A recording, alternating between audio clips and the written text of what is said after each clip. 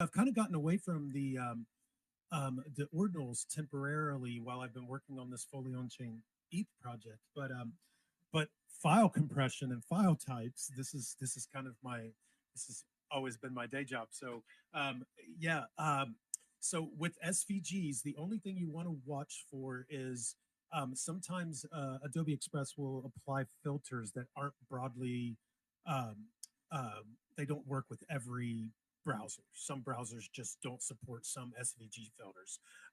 But there's tons of tools that are freely available. I have a bunch of them on my website to convert PNGs to SVGs. In fact, I got a SVG tool that will also allow you to compress the image and before its output. Now, SVGs are kind of the go-to for a lot of on-chain art simply because it it scales infinitely. But if you're converting a PNG to an SVG, you are still limited by the resolution of the input PNG unless it's a native SVG.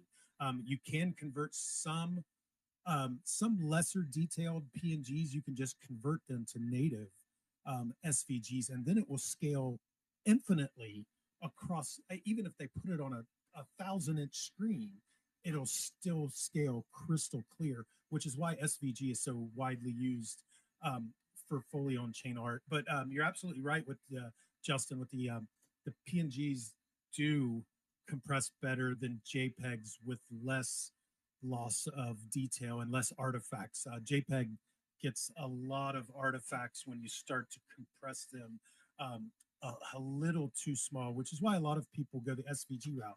Now, on Bitcoin, almost all Bitcoin marketplaces, actually, I think all Bitcoin marketplaces support WebP and WebM.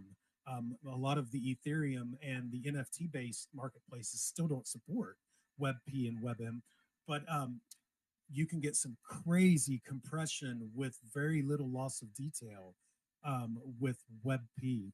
In fact, I got a converter. I should put that up on the website.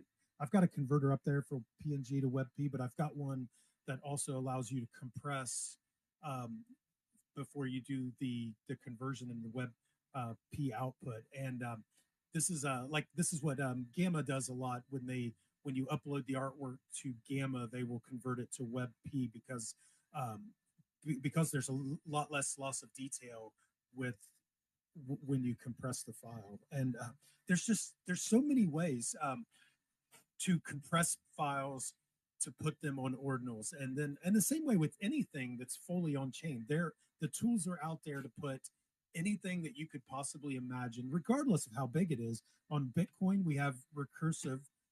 You can split that. So you can take an extremely large file, one that's way too big to put on Bitcoin, or way too big to cost effectively put on Bitcoin. You can actually split that up into a lot of much smaller pieces by converting it to base 64 and then chunking the base 64 and then having an HTML page that recompiles, puts it all back together and outputs the image. That's exactly what I did on Ethereum with the Statics project, the one of ones on Statics.